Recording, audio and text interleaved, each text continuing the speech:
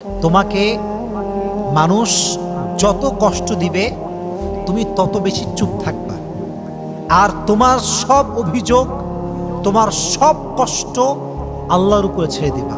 মনে রাখবা, জালেমের দিন একদিন না একদিন শেষ হবে। কেউ তোমার দীর্ঘশ্বাসের কারণ হবে, কেউ তোমায় কষ্ট দিবে আর আঘাত করবে, সে খুব বিন্দাস আরামে থাকবে, এটা কোশ্চেন কালো সম্ভব নয়, কারণ এটা ন্যাচার অফ ল, এটা রিভেঞ্জ আছে। এমন একটা সময় আসবে যে তোমাকে কাঁদিয়েছে সে একদিন কাঁদবে, এটা কিন্তু পৃথিবীর নিয়ম, বাস্তবতা এইটা। এর জন্য মাথায় রাখবা, তোমাকে যে মানুষ যতই কষ্ট দিক না কেন পাল্টা গালি দিবা না। তোমার ভরসার জায়গায় একজন আওয়াজ দিয়ে বলে, তিনি কে? জালেমকে আল্লাহর উপরে ছেড়ে দাও। কাউকে নিয়ে কোনো অভিযোগ রাখবা না। যে তোমাকে যত বেশি কাঁদাবে সে জীবনে তত বেশি কষ্ট পাবে। কারণ কোনো বান্দা যখন বান্দায় কষ্ট দেয়, আল্লাহ সব সহ্য করলো, বান্দা যখন কষ্ট দেয় এটা সহ্য করে না, কারণ আল্লাহ তো বান্দাকে ভালোবাসে। যখন এক বান্দা আরেকজন বান্দাকে কষ্ট দেয়, আল্লাহর আরশ পর্যন্ত কেঁপে যায়। আল্লাহ এটা পছন্দ করে না, বরদাস্ত করতে পারে না আল্লাহ তাআলা এটা। প্রিয় ভাইয়েরা, জুলুমের শিকার যতই হন না কেন, ভরসা এবং সবর করবেন একজনের জন্য। আওয়াজ দিয়ে বলেন, তিনি কে? পৃথিবীতে আল্লাহ তাআলা অনেক মহিয়সী নারী পাঠিয়েছেন, জান্নাতি নারী পাঠিয়েছেন, অনেক উত্তম নারী পাঠিয়েছেন। তবে ইমানের পরীক্ষার ক্ষেত্রে, ইমানের পরীক্ষা, এই পরীক্ষাতে সবচেয়ে বেশি যিনি আগিয়ে, সবচেয়ে যিনি বেশি উঁচু লেভেলের মানুষ, উঁচু লেভেলের নারী, তার নাম হচ্ছে আসিয়া রাদিয়াল্লাহু তাআলা আনহা। নামটা কি? বিবি আসিয়া। ইনি এমন একজন নারী ছিলেন, নবী করিম সাল্লাল্লাহু আলাইহি ওয়াসাল্লাম একবার মাটিতে রেখা টানলেন, রেখা, 4টা রেখা। বললেন, কয়টা রেখা? 4টা রেখা। বললেন সাহাবা একরাম দেখে, সাহাবা একরাম বলো এটা কি? সাহাবা একরাম বলো, ইয়া রাসূলুল্লাহ, ওয়াল্লাহু ওয়া রাসূলুহু আ'লাম, আল্লাহ এবং তার নবী ভালো জানে, আমরা বলতে পারবো না। নবীজি বলেন, হতে 4জন নারীর নকশা আঁকলাম। এক হচ্ছে খাদিজাতুল কুবরা রাদিয়াল্লাহু তাআলা আনহা, 2 নম্বর হচ্ছে আম্মা জান আয়েশা রাদিয়াল্লাহু তাআলা আনহা, 3 নম্বর হচ্ছে ফাতেমা রাদিয়াল্লাহু তাআলা আনহা, 4 নম্বর হচ্ছে আসিয়া রাদিয়াল্লাহু তাআলা আনহা। এরা হচ্ছে পৃথিবীর 4জন শ্রেষ্ঠ নারী, যাদের প্রশংসা আল্লাহ নিজেই করেছে। সুবহানাল্লাহ পড়েন। তাহলে মোট কয়জন নারী আছে? এর মাঝে আসিয়া রাদিয়াল্লাহু তাআলা আনহার নামটা নবীজি বলেছেন কি বলেন নাই? বলেছেন। তাহলে বোঝা গেল আসিয়া রাদিয়াল্লাহু তাআলা আনহার সম্মানটা হচ্ছে অনেক বেশি, অনেক হায়ার লেভেল অফ স্ট্যাটাস তিনি বিলং করেন। এই জন্য আজকে আমরা তার জীবনী নিয়ে কথা বলবো।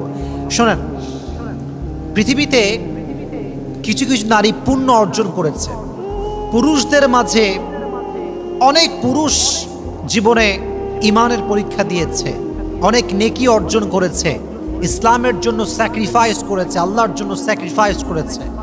তবে ইমানের পরীক্ষায়, আমি আগেও বলেছি আবারও বলছি, ইমানকে প্রমাণ করার ক্ষেত্রে সবচেয়ে একজন নারী বেশি এগিয়ে, তার নাম কি বলেন তো?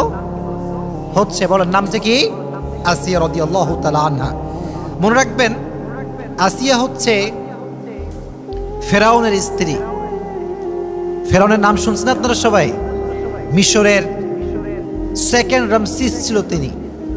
তো সে ছিল তৎকালীন সময়ের সবচেয়ে বদমাইশ, জালেম, এবং তার শানে তিনি বলাটা আসলে যায় না। সে হচ্ছে সবচেয়ে জালেম শাসক ছিল ফেরাউন। মূলত ফেরাউন কোনো ব্যক্তির নাম নয়, এটা আমরা মনে করি এটা ব্যক্তির নাম। মনে রাখবেন, ফেরাউন কোনো ব্যক্তির নাম না। তৎকালীন সময়ে মিশরে যেই গভর্নর হতো, যেই প্রধানমন্ত্রী হতো, তার নাম থাকতো ফেরাউন। তবে এই ফেরাউনের নাম সবচেয়ে বেশি হাইলাইট কেন? কারণ এর কথা কোরআনে আছে, এ সবচেয়ে বেশি জালেম ছিল। এই ফেরাউন মুসা আলাইহিস সালামকে কষ্ট দিয়েছে, আসিয়াকে কষ্ট দিয়েছে, এটা হচ্ছে সেই ফেরাউন। তাহলে বোঝা গেল ফেরাউন কোনো ব্যক্তির নাম নয়, বরং তৎকালীন সময় মিশরে যেই গভর্নর হতো তার নাম হতো কি? আওয়াজ নেই, বলেন নাম ছিল কি? ফেরাউন। তাহলে ফেরাউন কোনো ব্যক্তির নাম নয়। প্রিয় ভাইয়েরা, মনে রাখবেন, যার স্বামী বড়লোক হয়, যার ছেলে বড়লোক হয়, যেই মেয়ের বাপ বড়লোক হয়, এদের ইগো সমস্যা হয়।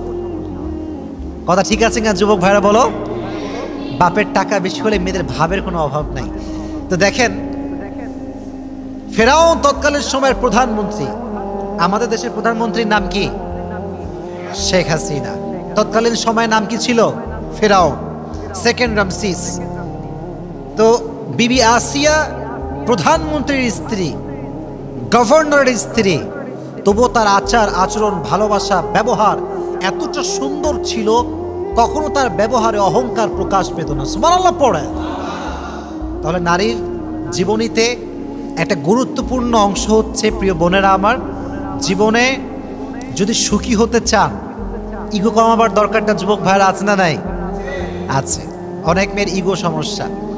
মনে রাখবেন, একটি সম্পর্ক সুন্দর হয় তখন ইগো না থাকে। যখন একটা সম্পর্কে ইগো থাকলে ইগোতে পুরো সম্পর্ক নষ্ট হয়ে যায়।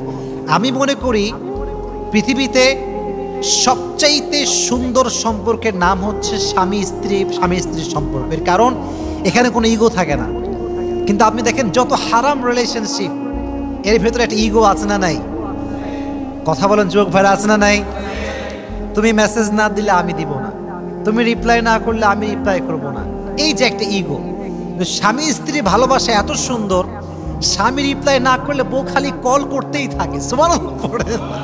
কারণ এই যে ভালোবাসা, এটা ঢুকিয়ে দিয়েছে একজন। আওয়াজ দিয়ে বলেন তিনি কে? তা আমি আমার ওয়াজেও বলি, আজকেও আসিয়ার জীবনী বলতে গিয়ে বলে ফেলছি একটা কথা। পৃথিবীতে কিছু কিছু নারী কখনো সুখী হতে পারে না। তার ভিতর থেকে এক নাম্বার নারী হচ্ছে সেই নারী যে নারীর ভিতরে ইগো আছে, সে কখনো সুখী হতে পারে না। কারণ ইগো যার আছে তার কপালে ভালো কোনো ছেলে জুটে না। কারণ ভালো ছেলেরা কখনো ইগোওয়ালা মেয়েকে পছন্দ করে না। ভালো ছেলেরা সবসময় বিনয়ী মেয়েকে পছন্দ করে। বলেন তো, নবীজির সর্বপ্রথম স্ত্রীর নাম কি ছিল? মাশাআল্লাহ, বলেন নাম কি ছিল? আচ্ছা, তিনি কি অহংকারী ছিলেন না বিনয়ী ছিলেন? সবচেয়ে ধনী মানুষ তিনি, ইগো নাই। আর আজকালকার মেয়েরা একটু ফর্সা হইলে ভাবে আর বাঁচে না, এরকম মেয়ে আছে না নাই যুবক ভাইয়েরা?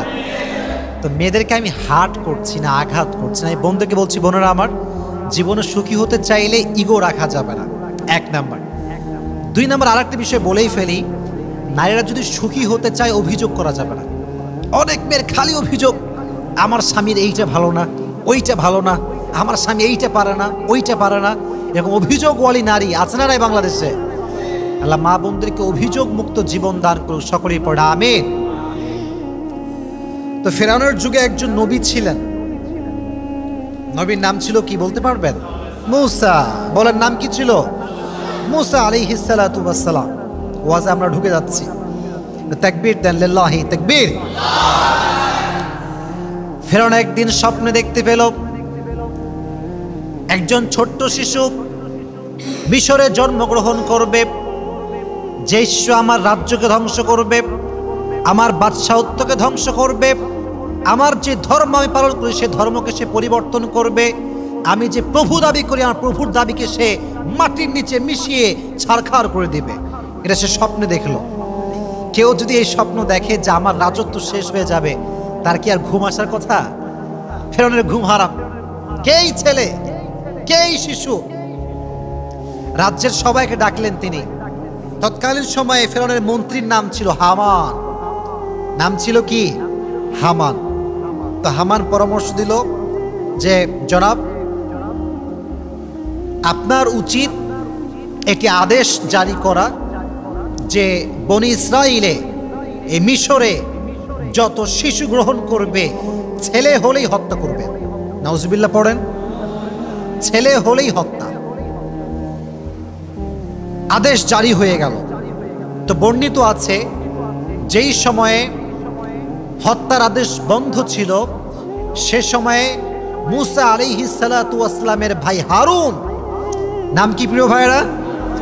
এই যুবকেরা ইসলামিক ইতিহাস জানতে হবে, ইতিহাস বুঝতে হবে, জানতে হবে। আমার পুরো রিসার্চ আমি তোমাদেরকে আধা ঘন্টায় শেয়ার করছি। যারা তোমরা আছো যুবকেরা, অনেকে কলেজে পড়ো, তোমরা স্কুলে পড়ো, অনেকে কম ধারণা আছে বিষয়গুলোতে, ভালো করে বুঝবা।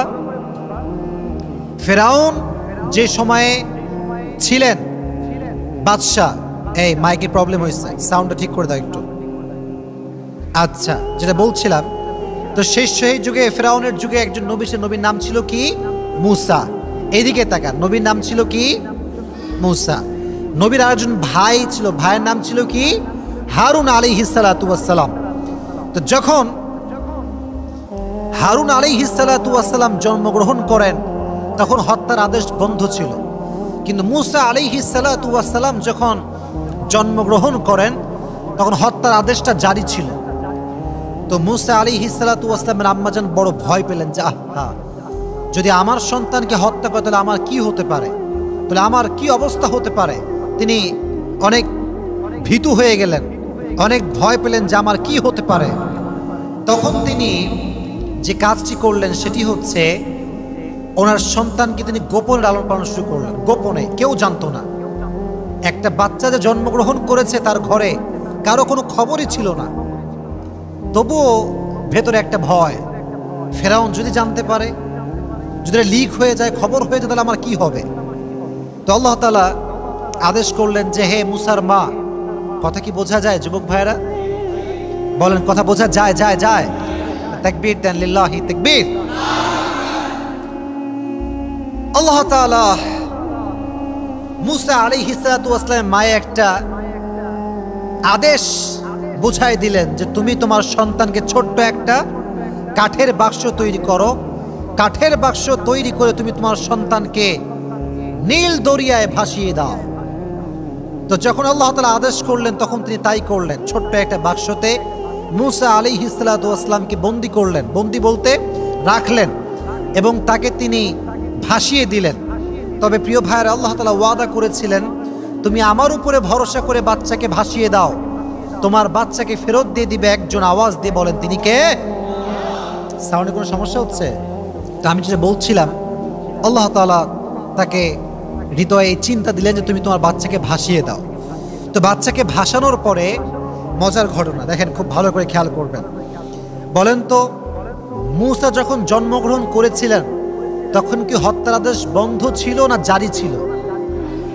বন্ধ ছিল না জারি ছিল? জারি ছিল।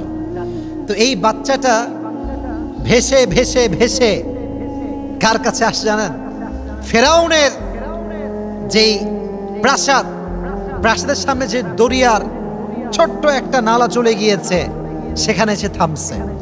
তো বিবি আসিয়া রাদিয়াল্লাহু তাআলা আনহা এবং তার বান্দি যারা ছিল, দাসীরা, সব বসেছিল সেখানে। ছোট্ট একটা কাঠের সিন্দুক ভেসে আসছে, সবে অবাক, কিসে, কিরে এইটা, কিরে এইটা। যখন খুলেছে দেখছে এত সুন্দর ফুটফুটে বাচ্চা, এতটা সুন্দর বাচ্চা, যতটা সুন্দর বাচ্চা তারা জীবনে কখনো দেখে নাই। সুবহানাল্লাহ পড়ে। নবীর চেয়ে তো এমনি সুন্দর হয়। তো দেখে আল্লাহর কি জেলা খেলা, এটা বড় বোঝা, বড় দায়। তো আসিয়া রাদিয়াল্লাহু তাআলা আনহা অনেক পছন্দ হলো। উনি বললেন ঠিক আছে, এই বাচ্চাকে তোমরা নিয়ে আসো, এ আমার ঘরে থাকবে। এবং ফেরাউন তো যতই হোক স্বামী, তো স্বামী হলে ভালোবাসা স্ত্রীর প্রতি থাকেই, থাকে না? থাকে, ভালোবাসা থাকেই। তো বিবি যখন বলছে এটা আমার পছন্দের বাচ্চা, এটা আমার লাগবেই লাগবে, তখন ফেরাউন বলছে ঠিক আছে যাও, কোনো সমস্যা নেই, আমি একে রাখবো। দেখেন আল্লাহ তাআলার ওয়াদা কতটা সত্য। মনোযোগ আছে সবার? আচ্ছা বলেন তো, মূসা আলাইহিস সালাতু ওয়াস সালাম একজনের নবী, তিনি কে? বলেন তিনি কে? সব ক্ষমতা একজনের হাতে, তিনি কে? মায়ের মন তো ব্যাকুল যে আমি আমার সন্তানকে দরিয়ায় ভাসিয়ে দিয়েছি, কোথায় গেল আমার সন্তান? অস্থির হয়ে গিয়েছে। ওয়াসবাহা ফুআদু উম্মি মূসা ইন কাদাত লাতুবদি বিহি লাউলা আরবাতনা আলা কুলুবিহি লিতাকুনা মিনাল মুমিনিন। আল্লাহ বলছে আমি মূসার মায়ের অন্তরকে ঠান্ডা করে দিলাম, কারণ যদি আমি ঠান্ডা না করতাম সে অস্থির হয়ে যেত। কি হয়েছে ঘটনা? এই বাচ্চা কারো দুধ খায় না, রাজ্যে এত মহিলা, এত মেয়ে, কারো দুধ খায় না। এদিকে মূসার যেই বোন ছিল সে তার পিছে পিছে আসছে।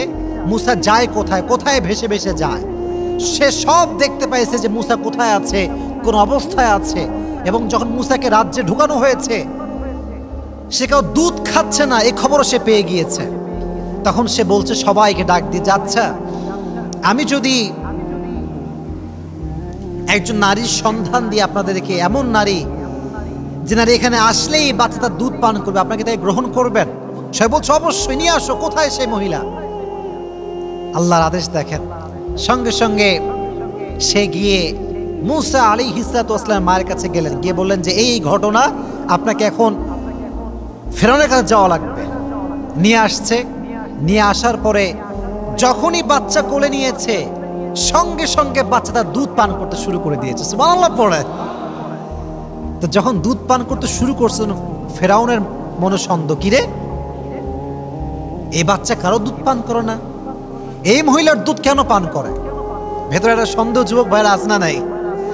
আছে। তখন বলল, এই কি খবর, এই বাচ্চা তোমার দুধ কেন পান করছে? কি ব্যাপার, সমস্যাটা কোথায়, বা বাস্তবতা আসলে কি?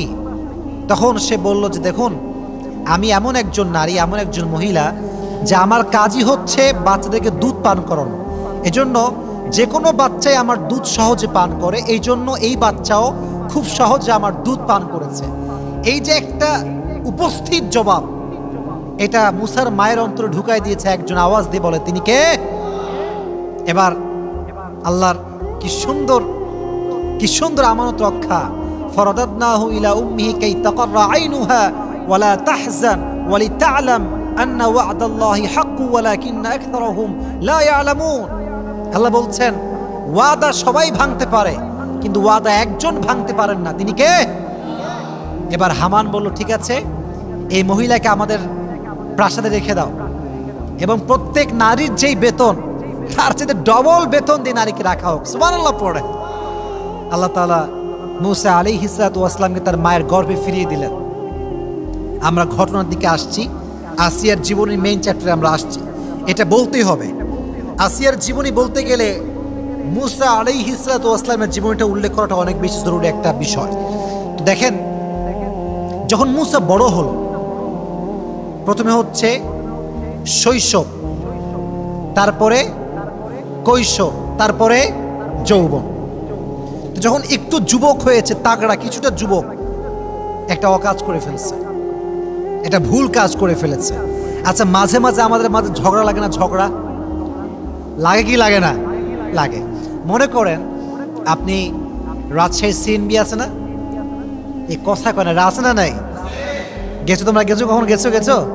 আচ্ছা, তো দেখছেন ওখানে গিয়ে মারামারি লাগছে, দুজন ছেলে পেলে খুব মারামারি। এই কিরে, তোমার বাড়ি কোথায়? বলছে এদের লিলো ভাই, আমি এখানকার, জি আমি এখানে বাড়ি। আরে বলছে তোর বাড়ি কোথায়? বলছে আমার বাড়ি চট্টগ্রাম। বলছে কি, চট্টগ্রামের ছেলে রাজশাহীর ছেলেকে মারছে? এটা কিভাবে সম্ভব? আপনি দিন এখানে ঘুষি, কারণ আমার পক্ষের লোক রাজশাহীর লোক মার খায়, এটা সহ্য করা যায় না। লে ঘিরেলে মারামারি শুরু হয়ে গেল। তো ব্যাপারটা এরকম হয়েছে। মূসা আলাইহিস সালাম রাস্তা দিয়ে হাঁটছেন, হঠাৎ করে দেখছেন যে দুজন মারামারি করছে।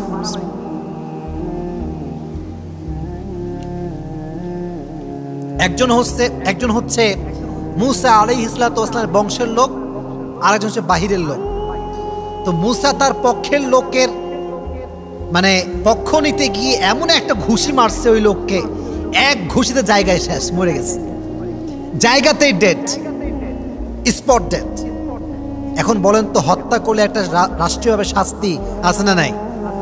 সে মারা গিয়েছে। এই খবর আসে ফেরাউনের কানে। ফেরাউন বলছে, কি এত বড় সাহস, হত্যা করে ফেলেছে, ধরো মূসাকে। কোথায় মূসা? এখন আসিয়া রাদিয়াল্লাহু তাআলা অনেক চিন্তিত, কারণ সে তো আমার সন্তানের মতো, তাকে যদি হত্যা করা হয়, মা হিসেবে ভিতরে একটা কষ্ট আছে না নাই? কষ্ট পাবেন তিনি। তো বললেন যে ঠিক আছে, আমার রাজ্যের একজন লোক দরকার, যে মূসাকে এই পেগাম দিবে যে মূসা যেন রাষ্ট্রের এই প্রাসাদে আর ফিরে না আসে। তখন তার একজন লোক ছিলেন, বিশেষ লোক, তাকে তিনি পাঠালেন মূসার কাছে। গিয়ে বলল, ইয়া মূসা, তোমাকে রাষ্ট্রের পক্ষ থেকে হত্যা করার আদেশ দেওয়া হয়েছে। ফখরুজ ইন্নী লাকা মিনান নাসিহিন, তুমি বের হয়ে যাও, আমি তোমার কল্যাণকামী একজন লোক, এখান থেকে বের হয়ে যাও। তো মূসা আলাইহিস সালাম মিশর ত্যাগ করলেন, এবার গেলেন মাদায়েন। শহরটার নাম কি শুনি নাই? মাদায়েন, বলেন নাম কি? চলে গেলেন। চলে যাওয়ার পরে দীর্ঘদিন সময় পার হয়ে গেল, মুসা আসে না আসে না আসে না আসে না। এবার আসেন মেন কাহিনীতে।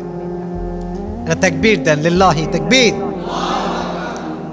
বহু লম্বা সময় পার হওয়ার পরে মুসা আলাইহিস সালাতু ওয়াস সালাম ফিরে আসছেন, তবে একা ফিরে আসেন নাই, তার ভাইকে নিয়ে আসছেন। আর তিনি কোনো সাধারণ যুবক হয়ে ফিরে আসেন নাই, তিনি আল্লাহর নবী হয়ে ফিরে এসেছে। সুবহানাল্লাহ পড়েন। রাজ্যে খবর পড়ে গেল যে মুসা ফিরে এসেছে এক সত্যের পেগাম নিয়ে, সত্যের বাণী নিয়ে মুসা ফিরে এসেছে। সবাই অবাক, কিসের বাণী মুসা নিয়ে আসছে? রাষ্ট্রের প্রজা, মন্ত্রীবর্গ, প্রাইম মিনিস্টার সব এক জায়গায় বসে গিয়েছে। কি খবর? মুসা কি বলবে আমাদের জন্য? মুসা প্রথমে এসেই বলল, ক্বালা ইয়া কওমি ইবুদুল্লাহ মা লাকুম মিন ইলাহিন গায়রু। প্রত্যেক নবীর একটা মেসেজ সেম ছিল। মেসেজটা হচ্ছে ইবাদতের যোগ্য, উপাসনার যোগ্য পৃথিবীতে কোনো মূর্তি নয়, কোনো শিরকি কাজ করা যাবে না, ইবাদত করতে হবে শুধুমাত্র একজনের। তিনি কে? ফেরাউনের মাথা গরম। ফেরাউন কয়, আরে আমি হলাম প্রভু, আমি হলাম রব, আমি হলাম খোদা, আর সে কোন খোদার কথা কয়? নাউজুবিল্লাহ পড়লেন না যুবক ভাইয়েরা? মাথা গরম। বলে ধরো মুসাকে, ওর সাহস কোত্থেকে আসলো এইটা? এবার শুরু হলো মুসার সঙ্গে দ্বন্দ্ব, সেই দ্বন্দ্ব। কিন্তু সত্যের বিজয় তো সুনিশ্চিত, সত্য কখনো হারতে পারে না। মুসা আলাইহিস সালাতু ওয়াস সালাম প্রত্যেকটা ধাপে, আপনারা জানেন যে একটা জাদুর খেলা হয়েছিল, আপনারা শুনছেন সবাই কথাটা, জাদুর খেলা। যে মুসা আলাইহিস সালাতু ওয়াস সালামের লাঠি বিশাল বড় সাপ হয়ে গিয়েছিল, জাদুকরদের সব সাপ, বাঘ, সিংহ সব খেয়ে ফেলেছে।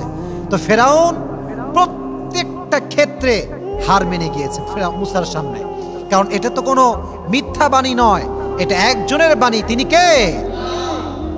এবার ফেরাউনের মাথা মারাত্মক গরম, বাসায় ফিরে আসছে। ফেরাউন বলছে, এবার আমি মুসাকে হত্যা করব, যেটাই হোক না কেন, দারুনি আক্তুল মুসা, আমি হত্যা করেই ছাড়বো। ওয়ালিয়াদউ রাব্বাহ, সে যতই ডাকুক না কেন তার রবকে, আমি তাকে হত্যা করেই ছাড়বো। মনে রাখবেন, সত্য যখন মানুষের সামনে প্রকাশিত হয়ে যায় তখন দুর্বল মানুষ আর চুপ থাকে না। মনে রাখবেন, বিড়াল যখন বাধ্য হয়ে যায় তখন সে সিংহকেও হামলা করে। ঠিক কিনা যুবক ভাইরা বলেন? যখন সে বাধ্য হয়ে যায়, তখন একজন যুবক দাঁড়িয়ে গিয়েছে, দাঁড়িয়ে বলছে, ফেরাউন, আমি বিশ্বাস করি যে মুসা যে দাবি করেছে সেটা দাবি তো সত্য। তুমি কি আতাকতুলুনা রাজুলান আইয়াকুলা রাব্বি আল্লাহ ওয়া ক্বাদ জাআকুম বিল বাইয়িনাতি মির রাব্বিকুম? তুমি কি এমন যুবককে হত্যা করবে যে সত্যর বাণী নিয়ে আসছে, যে সত্যের পতাকা নিয়ে আসছে, যে সত্যের বাণীকে সমুন্নত করবার জন্য এসেছে? তুমি কি এমন যুবককে হত্যা করবা? ফেরাউন কয়, কিরে, আমার গোলামও তার পক্ষের লোক, ধর এরে। যখনই ধরতে যাবে সে পালাই গেছে। কিন্তু অবাক করা বিষয় হচ্ছে, তার একজন স্ত্রী ছিল, সে ছিল ফেরাউনের বান্দি, ফেরাউনের দাসী।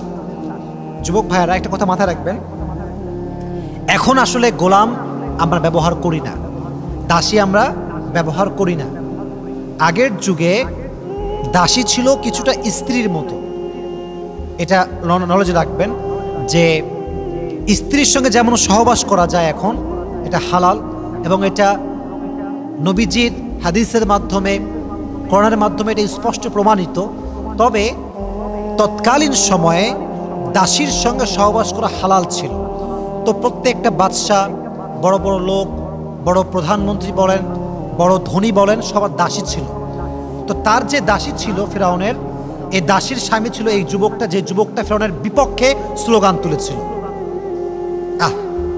এটা বড় মর্মান্তিক ঘটনা।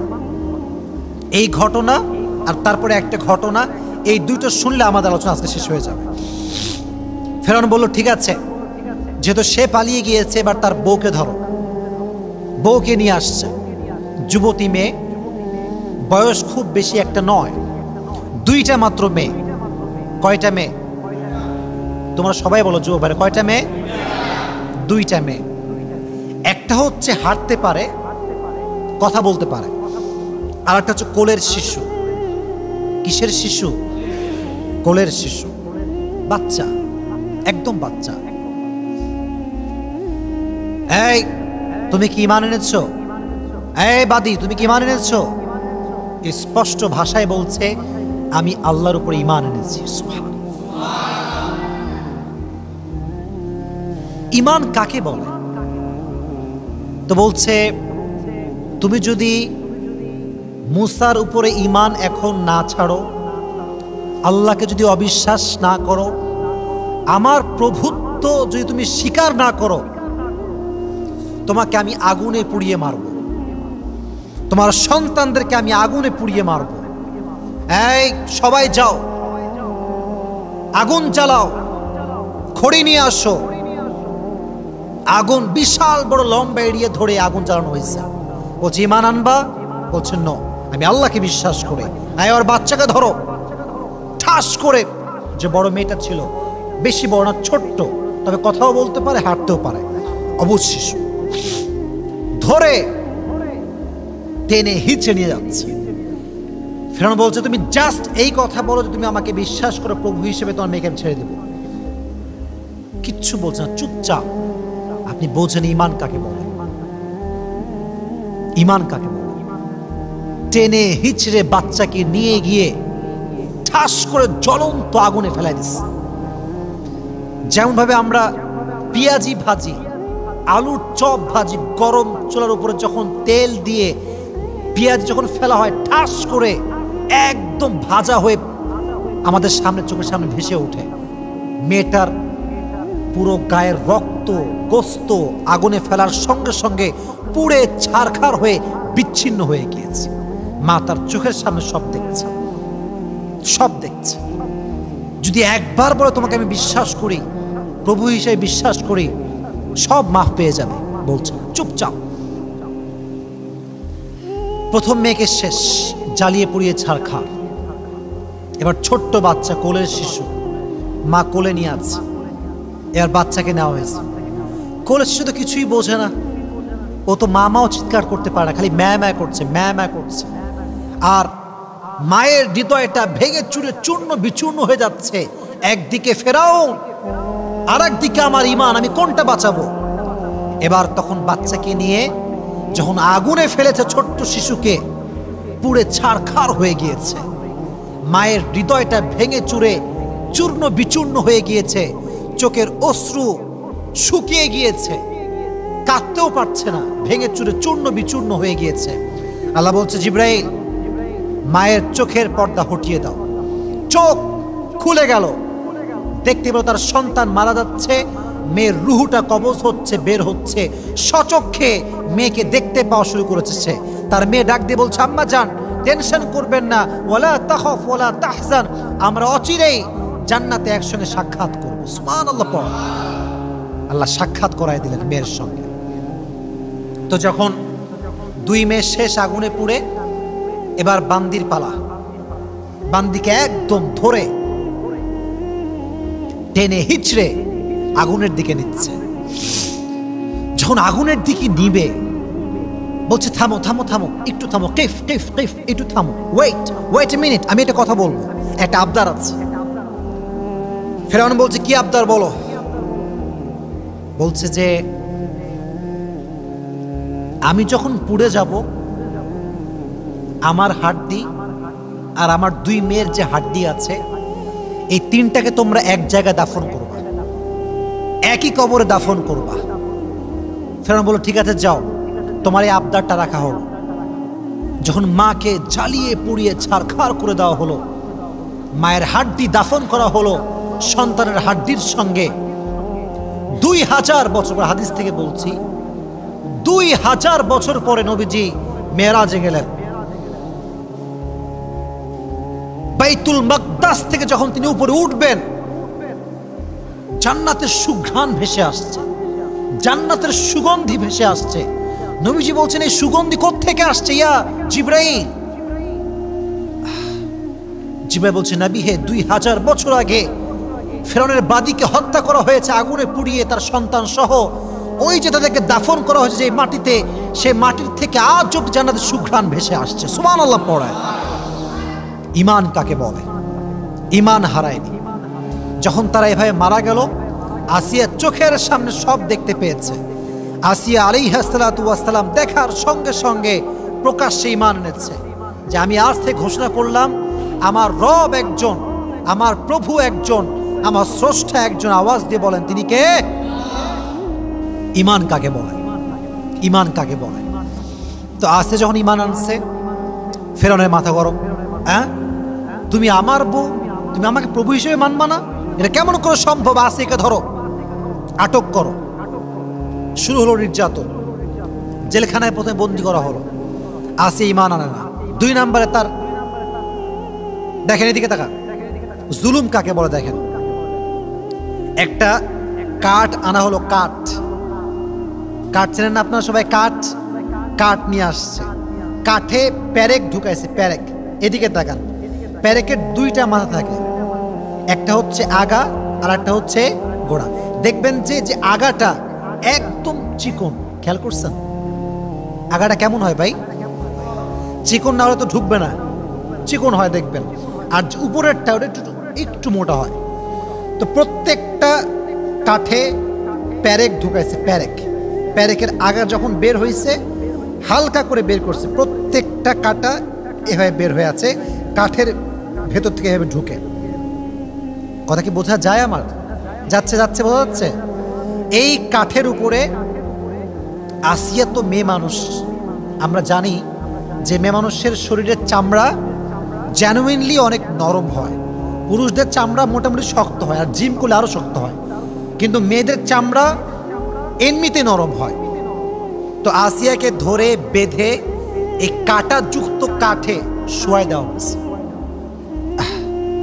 কি বর্বরতা, কি নির্যাতন, কি জুলুম! ঈমান আনবি না মানে ঈমান আনতে হবে তোকে আমার উপরে। তো রবকে তুই বিশ্বাস করতে পারবি না। আসিয়া তবুও ঈমান ছাড়ে নাই। এবার আসিয়াকে বের করা হয়েছে, আগুনের তাপ লেলিহান শেখা তার পিঠে ছ্যাঁক দেওয়া হয়েছে। এরকম অনেক জুলুমের কথা আমরা শুনতে পেয়েছি, আমরা পড়েছি। সব কথা আমি বলতে চাচ্ছি না এবং আমি বলবো না। সর্বশেষ যতটা জুলুম করা হয় ততটা ঈমান বাড়ে।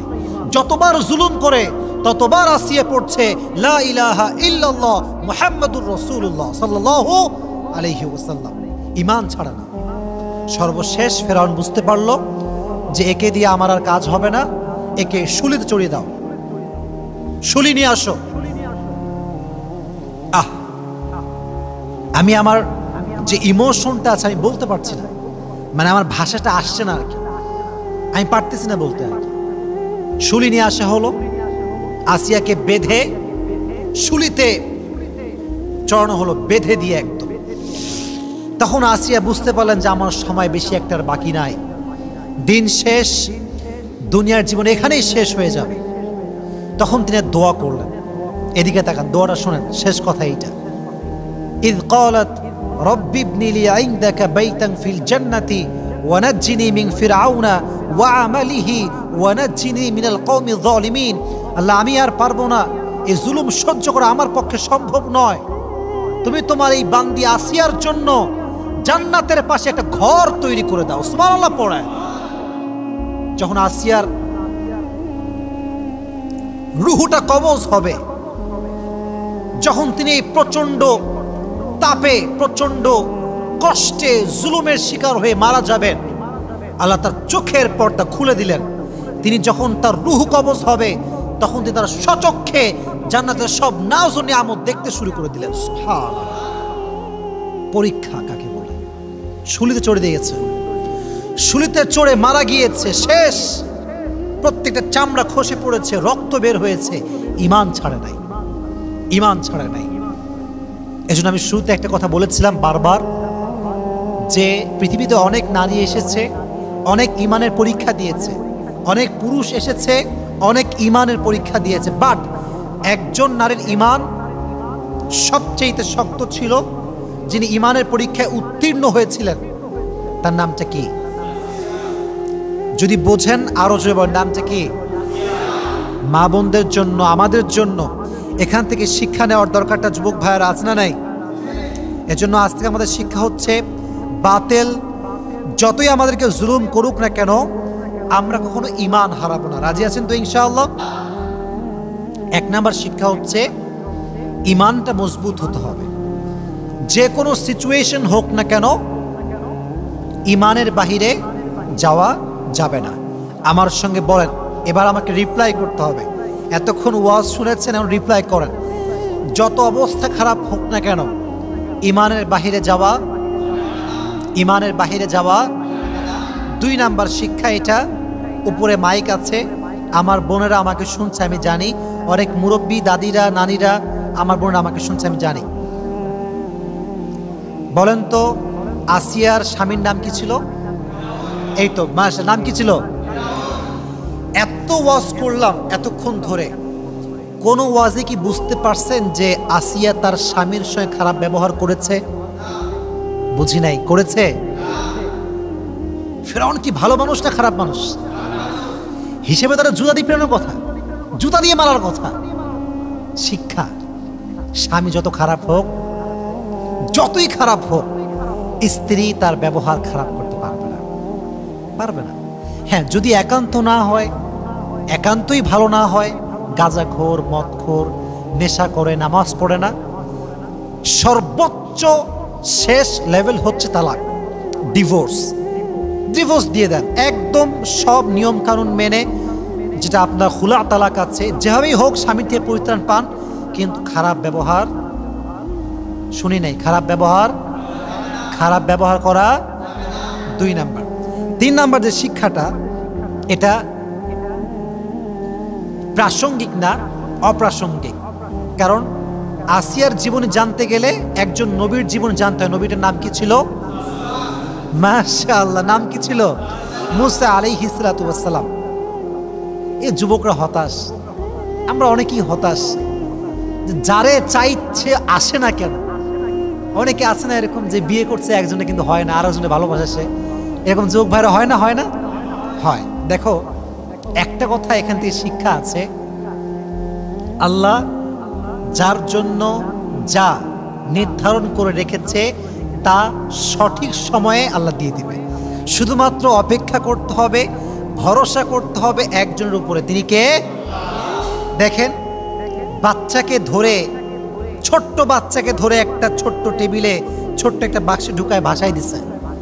ভরসা একমাত্র আল্লাহর উপরে, যে আল্লাহ আমাকে দিবে, আমার বাচ্চা আল্লাহ আমাকে ফেরত দিবেই দিবে। ফেরত পাইছে না? কথা বলেন, পাইছেন রাজশাহীর ভাইরা? পাইছে। তাহলে বোঝা গেল, যে কোনো জিনিস তোমার জীবনে চাওয়া পাওয়া থাক না কেন, ভরসা এবং চাওয়ার জায়গা একজনের কাছে। তিনি কে? মানুষের কাছে যত বেশি আশা করবা, তত বেশি কষ্ট পাবা। মানুষ হচ্ছে সবচেয়ে বড় বেঈমান। যার কাছে যত বেশি আশা রাখবা, সে তোমাকে তত বেশি ভাঙবে। এজন্য কারো কাছে চাওয়ার কোনো দরকার নাই। প্রত্যেকটা সময় মোনাজাত করে হাত তুলে দোয়া করবা একজনের কাছে। তিনি কে? 3 নাম্বার। 4 নাম্বার হচ্ছে, জুলুম করে কেউ কখনো মুক্তি পায় না। কথা কি বোঝা যায়? কথা বলেন, বোঝা যায়? জুলুমের শেষ পরিণাম খারাপই হয়। জুলুম করে কেউ কখনো রেহাই পায় না। এই জন্য আমি তোমাদেরকে বলি, দেখো, এই যে মেয়েরা অনেক বেঈমান আজকাল, অনেকে এই যুবকদের সঙ্গে প্রেম টেম করে বিয়ে করে টাকলাকে, বিয়ে করে সরকারি চাকরিজীবী। কোনো মেয়ে বাংলাদেশে আছে না? কথা বলো, আছে না? নাই। সব মেয়ে না, কিছু কিছু মেয়ে আছে। তো যেই হোক, আমি কাউকে আঘাত দিচ্ছি না। আমার কথা হচ্ছে, তোমাকে মানুষ যত কষ্ট দিবে, তুমি তত বেশি চুপ থাকবা। আর তোমার সব অভিযোগ, তোমার সব কষ্ট আল্লাহর উপরে ছেড়ে দিবা। মনে রাখবা, জালিমের দিন একদিন না একদিন শেষ হবে। কেউ তোমার দীর্ঘশ্বাসের কারণ হবে, কেউ তোমায় কষ্ট দিবে আর আঘাত করবে, সে খুব বিন্দাসে আরামে থাকবে, এটা কোশ্চেন কালো সম্ভব নয়। কারণ এটা ন্যাচার অফ ল, এটা রিভেঞ্জ আছে। এমন একটা সময় আসবে যে তোমাকে কাঁদিয়েছে, সে একদিন কাঁদবে। এটা কিন্তু পৃথিবীর নিয়ম, বাস্তবতা এইটা। এর জন্য মাথায় রাখবা, তোমাকে যে মানুষ যতই কষ্ট দিক না কেন, পাল্টা গালি দিবা না, তোমার ভরসার জায়গায় একজন আওয়াজ দিয়ে বলে তিনি কে? তো ফেরাউন যতই জুলুম করুক না কেন মরছে কিন্তু পানির তলে ডুবে। কোথায় ডুবে মরছে? পানির তলে। ঘটনা আপনারা জানেন না সবাই? যখন ডুবে মরছে তখন বলছে হায় হায় হায় আমি ঈমান আনলাম, এবার আমি বিশ্বাস করি মুসা আল্লাহর নবী, আল্লাহ তুমি এক, আর কেউ নাই। মরার সময় ঈমান আনছে।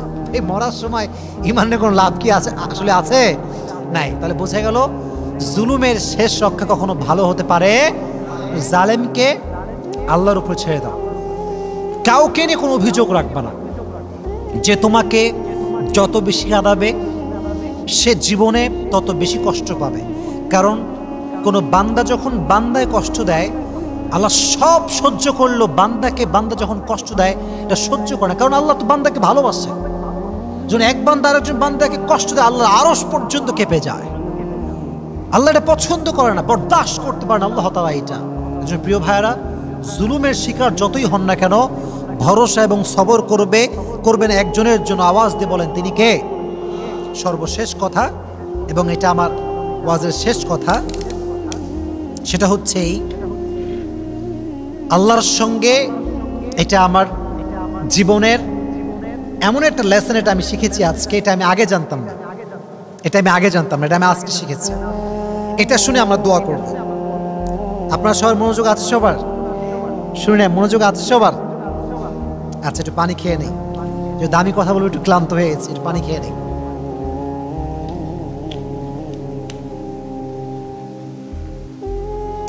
আচ্ছা, আমরা সবাই আল্লাহকে ভালোবাসি তো? বলেন ভালোবাসি তো?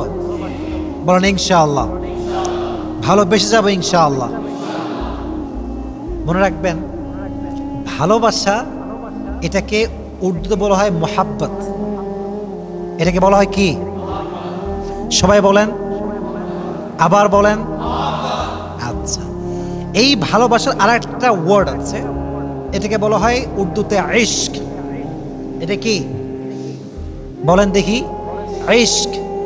মোহাব্বত মানেও ভালোবাসা, ইশক মানেও ভালোবাসা। তবে আল্লাহকে মোহাব্বত করলে হবে না, আল্লাহর সঙ্গে ইশক করতে হবে। কি করতে হবে? মোহাব্বত না ইশক? ইশক।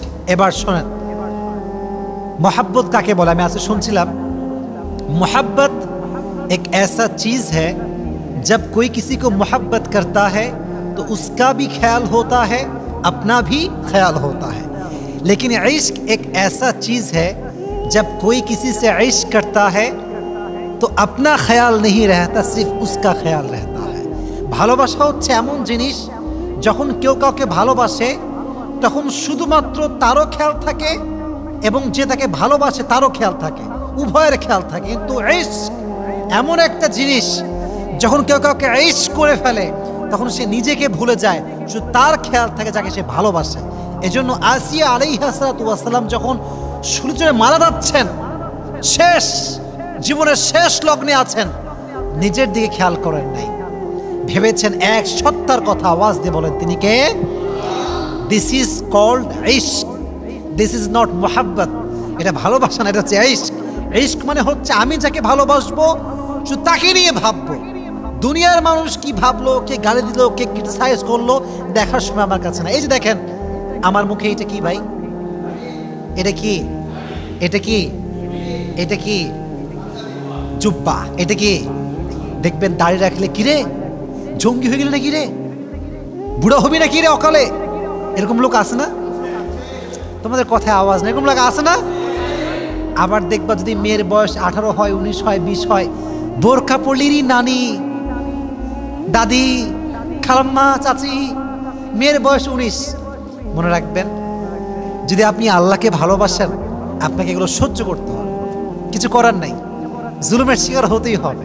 এই জন্য আমি সবসময় বলি, আল্লাহকে ভালো তো বাসবেন, তবে এটা কি মোহাব্বত হবে না ইশক হবে? পেছনে ভাইরা কথা কয় না, শেষ কথা বলেন না, মোহাব্বত হবে না ইশক হবে?